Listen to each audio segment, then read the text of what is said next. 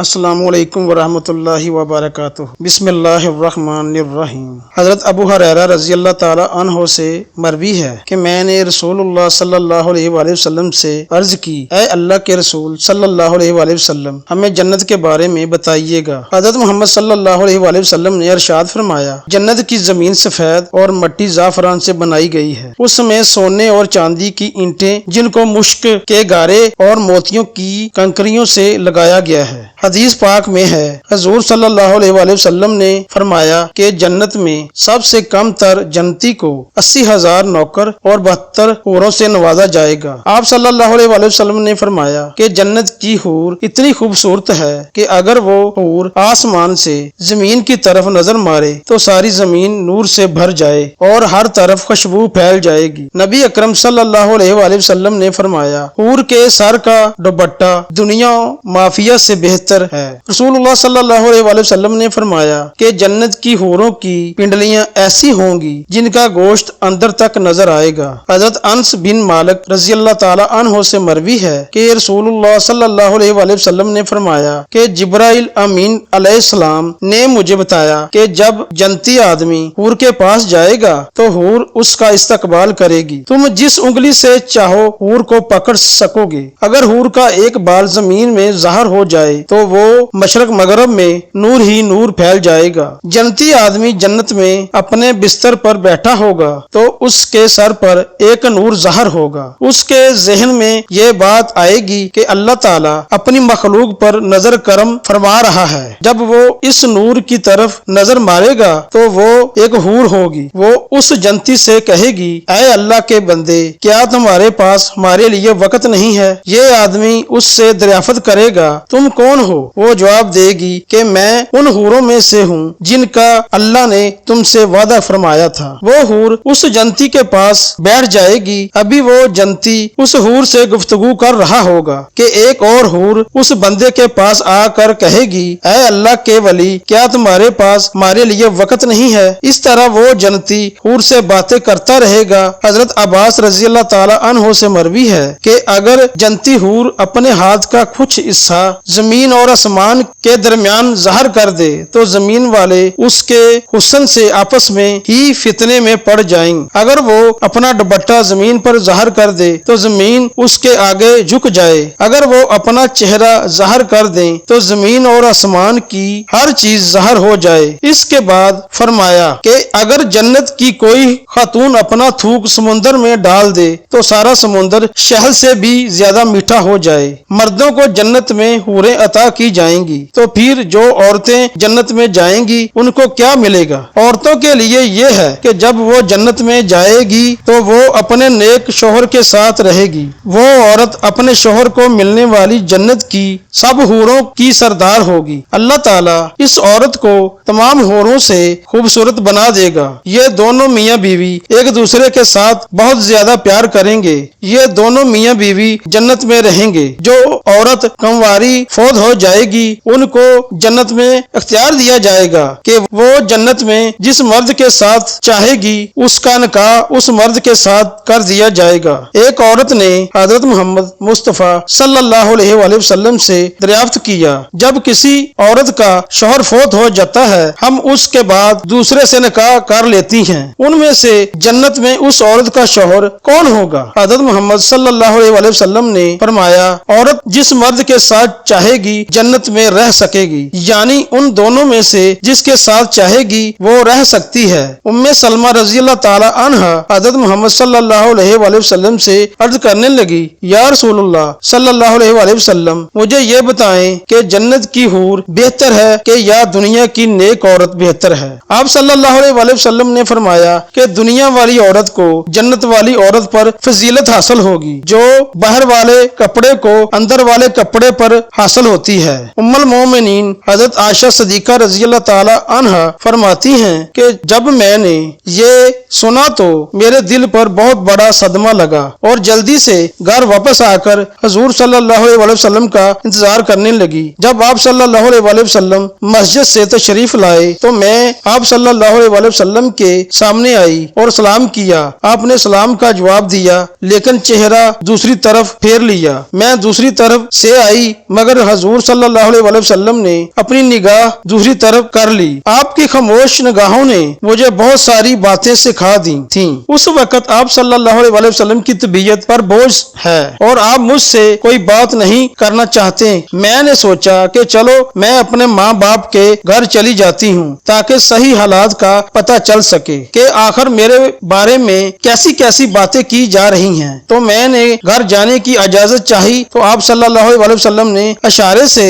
فرما دیا کہ ہاں چلی جاؤ۔ ام المومنین حضرت عائشہ صدیقہ رضی اللہ تعالی عنہا فرماتی ہیں کہ جب میں گھر پہنچی تو میری امی نے دروازہ کھولا۔ میں نے دیکھا کہ میری امی کی آنکھیں رو رو کر لال ہو چکی ہیں۔ پریشان چہرے کے ساتھ وہ میرے سامنے کھڑی ہیں۔ میں نے پوچھا کہ امی کیا ہوا، لیکن وہ بالکل خاموش رہی، مجھے کوئی جواب نہ دیا اور ان کی آنکھوں سے آنسو ٹپکنا شروع ہو گئے۔ میں نے سوچا امی میرے ابو کدھر ہیں؟ تو انہوں نے چارپائی کی طرف اشارہ کر دیا۔ میں نے دیکھا کہ میرے ابو حضرت ابو بکر صدیق رضی اللہ تعالی عنہ چارپائی پر بیٹھے قرآن پڑھ رہے ہیں۔ ایک ایک آیت پر ان کی آنکھوں سے آنسو برابر گرتے جا رہے تھے۔ ام المومنین حضرت عائشہ صدیقہ رضی اللہ تعالی عنہا فرماتی ہیں کہ جب میں نے گھر میں بھی ایسا غم کا ماحول دیکھا تو میری طبیعت اور زیادہ پریشان ہو گئی۔ میں نے سوچا کہ اب میں کیا کروں کہ جن پر مجھے بھروسہ تھا، جو میری زندگی کے رکھوالے تھے، وہ بھی آج مجھ سے ناراض ہیں، ماں باپ بھی آج مجھ سے جدا ہیں، میں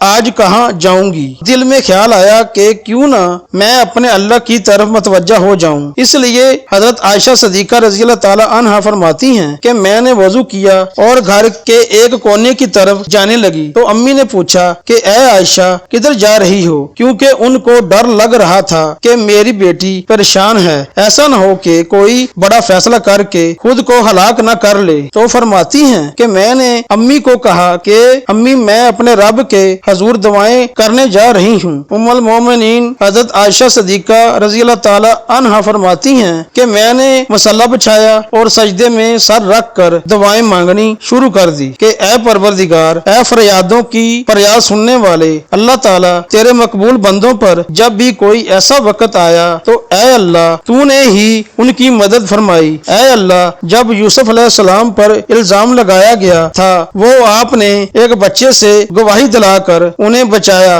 اے اللہ حضرت مریم علیہ السلام پر الزام لگایا گیا تھا تو آپ نے ہی ان کے شیر خوار بچے سے پاک دامنی کی گواہی دلوائی۔ اے اللہ آج تیرے محبوب کی عائشہ صدیقہ تیرے دروازے پر حاضر ہے اور فریاد کرتی ہے کہ مجھ پر بھی تہمت لگی ہے۔ اے اللہ تو ہمیرا کی مدد فرما، میرے شوہر نے بھی اس وقت میرا ساتھ چھوڑ دیا ہے، اب آپ کے علاوہ میرا کوئی سہارا نہیں ہے جو اس کمزور کو تسلی دے سکے۔ اے اللہ میری مدد فرما۔ ام المومنین حضرت عائشہ صدیقہ رضی اللہ تعالی عنہا رو رو کر دعائیں کر رہی تھیں، ادھر دعائیں مانگی جا رہی تھیں اور ادھر حضور صلی اللہ علیہ وسلم نے مسجد نبوی میں ایک مجلس مشاورت قائم کی ہوئی تھی جس میں حضرت عائشہ صدیقہ رضی اللہ تعالی عنہا کے والد حضرت ابو بکر صدیق رضی اللہ تعالی عنہ کے علاوہ باقی سارے بڑے بڑے صحابہ کرام موجود تھے۔ حضور صلی اللہ علیہ وسلم سب کے بیچ غم زدہ بیٹھے ہوئے تھے۔ صحابہ کرام رضوان اللہ تعالی علیہم اجمعین کے چہروں پر اداسی تھی کیونکہ وہ اپنے محبوب حضور صلی اللہ علیہ وسلم کے چہرے کو غم زدہ دیکھ رہے تھے کہ جس کی وجہ سے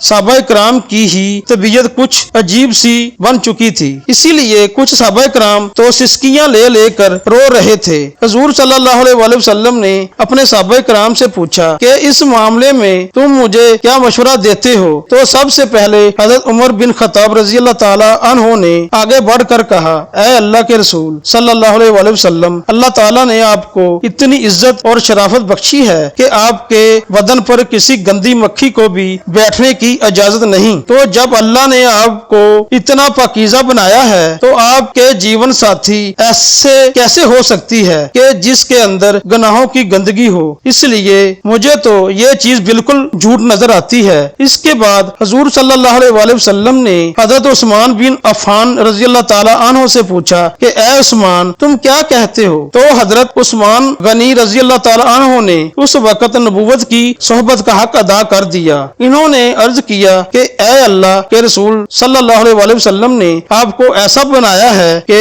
بادل آپ کے سر پر سایہ کیا رہتا ہے، آپ کا سایہ زمین پر نہیں پڑتا، کہ ایسا نہ ہو کہ کسی کا قدم آپ کے سائے پر پڑ جائے۔ جب اللہ تعالیٰ نے آپ کے ادب کا اتنا لحاظ فرمایا کہ کسی کے قدم آپ کے سائے پر نہیں پڑ سکتے، تو یہ کیسے ممکن ہو سکتا ہے کہ کسی کو آپ کی پاکیزہ بیوی پر قابو حاصل ہو جائے کہ وہ ان کے ساتھ کچھ غلط کام کر سکیں؟ لہٰذا یہ چیز تو ہمارے وہم و گمان سے بھی باہر ہے کہ اماں عائشہ صدیقہ کے ساتھ ایسا کچھ ہوا ہوگا۔ ان کی باتیں سن کر حضور صلی اللہ علیہ وسلم خاموش ہو گئے، لیکن تھوڑی دیر بعد حضور صلی اللہ علیہ وسلم نے حضرت علی رضی اللہ تعالی عنہ سے پوچھا کہ اے علی تم اس معاملے میں کیا کہتے ہو؟ تو حضرت علی کرم اللہ وجہ الکریم نے عرض کیا کہ اے اللہ کے رسول صلی اللہ علیہ وسلم، ایک بار میں نے دیکھا کہ آپ کے جوتوں میں کچھ گندگی لگ گئی تھی، لیکن آپ صلی اللہ علیہ وسلم کو تو اس کی خبر نہیں تھی، اس لیے آپ نے جب ان جوتوں کو پہننا چاہا تو اللہ تعالیٰ نے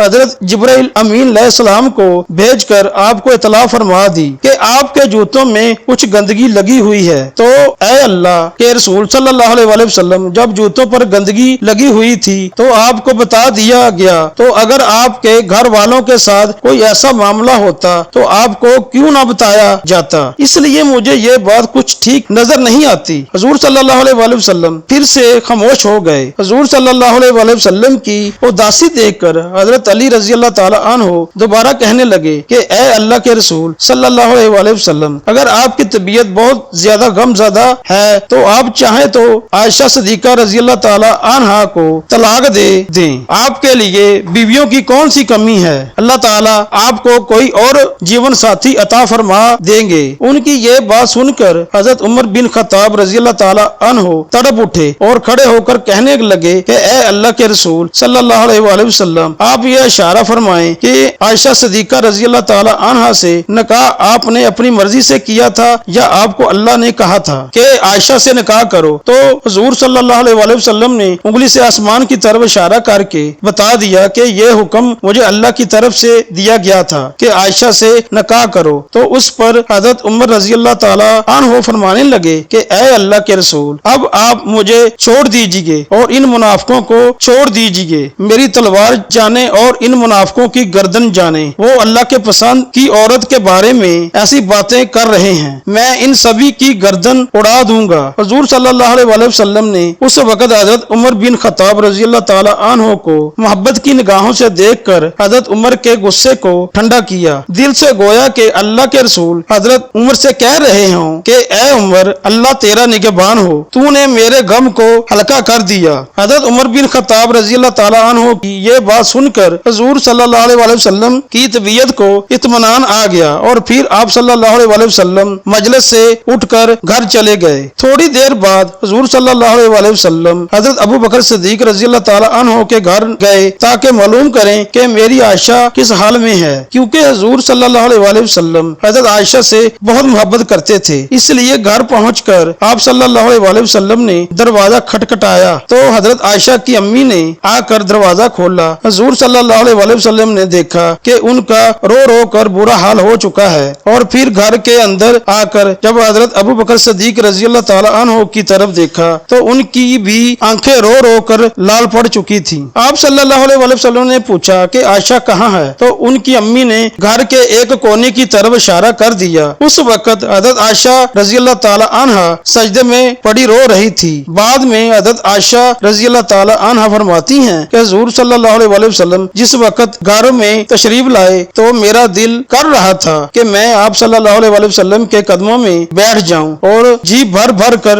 روؤں کہ اے میرے حبیب، یہ میرے ساتھ کیا ہو رہا ہے؟ کیا آپ اپنی عائشہ کو ایسے چھوڑ دیں گے؟ مگر میرے دل نے کہا کہ اے عائشہ، تو نے اپنے رب کے سامنے اپنی فریاد بیان کر لی ہے، اس لیے اب اپنے رب ہی سے مانگو، تیرا رب ہی تیرا نگہبان ہوگا۔ لہٰذا حضور صلی اللہ علیہ وسلم نے پکارا کہ اے عائشہ صدیقہ رضی اللہ تعالی عنہ، تو آپ صلی اللہ علیہ وسلم کی की आवाज सुनकर हजरत आयशा सिद्दीका रजी अल्लाह ताला अन्हा ने सजदा पूरा किया और आकर चारपाई पर खामोश बैठ गईं। हुजूर सल्लल्लाहु अलैहि वसल्लम करीब ही बैठे हुए थे। आपने बहुत प्यार से समझाते हुए कहा, ऐ आयशा, अगर तुझसे हकीकत में कोई ऐसी गलती हो गई है तो अपने रब से माफी मांग ले, तेरा रब गुनाहों को बहुत माफ करने वाला है। तो हजरत आयशा रजी अल्लाह ताला अन्हा फरमाती हैं कि उस वक्त तक तो मैं सब्र के साथ बैठी रही, लेकिन जब आप सल्लल्लाहु अलैहि वसल्लम से ये बातें सुनी तो मेरे बर्दाश्त के बांध टूट गए और मेरी आंखों से आंसू बहने लगे। मैं बैठी रोती रही मगर खामोश थी। आखिर रोते हुए मैंने कहा कि ऐ अल्लाह के रसूल, मैं वही बात कहूंगी जो यूसुफ अलैहिस्सलाम के वालिद हजरत याकूब अलैहिस्सलाम ने कही थी कि मैं अपना दर्द सिर्फ अपने रब से बयान करता हूँ, क्योंकि ऐ अल्लाह के रसूल, आज अगर मैं कहूंगी कि मैंने ऐसा गलत काम नहीं किया है तो आप लोग मेरी बात नहीं मानोगे, और अगर कह दूंगी कि मैंने ऐसा काम किया है तो आप लोग फौरन मेरी ये वाली बात मान जाएंगे। इसलिए मैं अपने अल्लाह ही से फरियाद करती हूँ, वही मेरे लिए कोई निजात का रास्ता निकालेगा। हजरत आयशा रजी अल्लाह ताला अन्हा फरमाती हैं कि मैंने ये अल्फाज कहे और फिर हजूर सल्लल्लाहु अलैहि वसल्लम के चेहरे की तरफ देखा तो आप सल्लल्लाहु अलैहि वसल्लम के माथे पर पसीने के कतरे थे और आपके अंदर वो हसीन कपकपी देखी जो वही नाज़िल होते वक्त हुआ करती थी। फिर अचानक आप सल्लल्लाहु अलैहि वसल्लम पर वही की कैफियत तारी होने लगी और आप सल्लल्लाहु अलैहि वसल्लम ने अपने ऊपर चादर डाल ली। हजरत आयशा रजी अल्लाह ताला अन्हा फरमाती हैं कि मैं आराम से बैठी थी, दिल में ख्याल आ रहा था कि अल्लाह ताला आप सल्लल्लाहु अलैहि वसल्लम को खबर कर देंगे या नींद में कोई ख्वाब दिखा देंगे कि मैं बेगुनाह हूँ, मगर मेरे माँ बाप उस वक्त बहुत ज्यादा परेशान थे। मैंने अपने वालिद को देखा कि वो तड़प रहे थे कि वही नाज़िल हो रही है। एक बार एक यहूदी अल्लाह के नबी सल्लल्लाहु अलैहि वसल्लम की बारगाह में हाजिर होकर कहने लगा, या रसूलुल्लाह सल्लल्लाहु अलैहि वसल्लम, जन्नत में लोग खाए पिएंगे। हजरत मोहम्मद सल्लल्लाहु अलैहि वसल्लम ने फरमाया कि जन्नत में आदमी को 100 आदमियों के बराबर खाना पेश किया जाएगा, इसको 100 मर्दों के बराबर हम बिस्तरी की ताकत अता की जाएगी। यहूदी ने कहा कि जब कोई मर्द या औरत जन्नत में खाए पिएगा, इसको जन्नत में कज़ाए हाजत की जरूरत तो पेश आएगी। उस पर नबी अकरम सल्लल्लाहु अलैहि वसल्लम ने फरमाया कि जन्नतियों की हाजत उसके पसीने के रास्ते खारिज हो जाएगी, उनके पसीने से मुश्क की तरह खुशबू आएगी। जन्नत में इंसान जो कुछ चाहेगा उसको वो अता किया जाएगा। एक रवायत में है कि मर्द अपना हाथ उस हूर की कमर पर रखेगा तो सामने की तरफ से सीने की तरफ कपड़े और गोश्त की अंदर से अपना हाथ देख लेगा। मजे की बात यह है कि मर्द जब भी हूर से मोहब्बत करने जाएगा तो उसे हर बार कुंवारी उससे हमबिस्तरी से किसी को कोई तकलीफ ना होगी और ना कोई रतूबत और खून का इखराज होगा। मर्द अपनी हूर के जिस्म को वैसा ही पाएगा जैसा वो चाहेगा। इमाम अहमद ने हदीस नंबर 15773 में हजरत अबू जैन अकीली रजी अल्लाह ताला अन्हु से रवायत की है कि हुजूर सल्लल्लाहु अलैहि वसल्लम ने फरमाया, नेक मर्द और नेक औरतें जन्नत में ऐसे ही लज्जत पाएंगे जैसे तुम दुनिया में लज्जत पाते हो और वो तुमसे लज्जत हासिल करती हैं। अगर कोई मोमिन जन्नत में ये ख्वाहिश करेगा कि उसकी औलाद पैदा हो तो अल्लाह पाक उसकी ये ख्वाहिश भी पूरी फरमा देगा, क्योंकि जन्नत में जन्नती की कोई भी ऐसी ख्वाहिश ना होगी जिसे पूरा ना किया जाए। इस बारे में तिरमिजी शरीफ की हदीस नंबर 2563 पेश की जाती है। हजरत अबू सईद खुदरी रजी अल्लाह ताला अन्हु से रवायत है कि रसूलुल्लाह सल्लल्लाहु अलैहि वसल्लम ने फरमाया, मोमिन जन्नत में जब औलाद चाहेगा तो हमल जचगी और परवरिश उसी वक्त हो जाएगी जैसे वो चाहेगा। अलबानी रहमतुल्लाह ने उसे सही अल जामिया 6649 में सही कहा है। अब हमल ठहरना, मुद्दत मुकम्मल होना और उसके बाद 33 साल जवान एक ही लम्हे में हो जाना इस हदीस में साबित है। और काबिल जिक्र बात यह है कि हदीस में लफ्ज इस्तेमाल हुआ कि जैसे वो चाहेगा, मतलब ये है लड़का और लड़की जो जन्नती चाहेगा वो ही पैदा होगा। हदीस मुबारका से ये भी साबित होता है कि जन्नत की औलाद दुनियावी औलाद की तरह ना होगी, बल्कि ये सारा मरहला एक ही लम्हे میں مکمل ہو جائے گا، اور چونکہ جنت میں چھوٹے بچے نہ ہوں گے اس لیے بچہ پیدا ہوتے ساتھ ہی 33 سال کا کڑیل نوجوان بن جائے گا۔ اللہ تعالی ہمیں نیک کاروں میں شامل فرمائے اور ہمارا خاتمہ بالخیر فرمائے، آمین ثم آمین۔ شکریہ، اللہ حافظ۔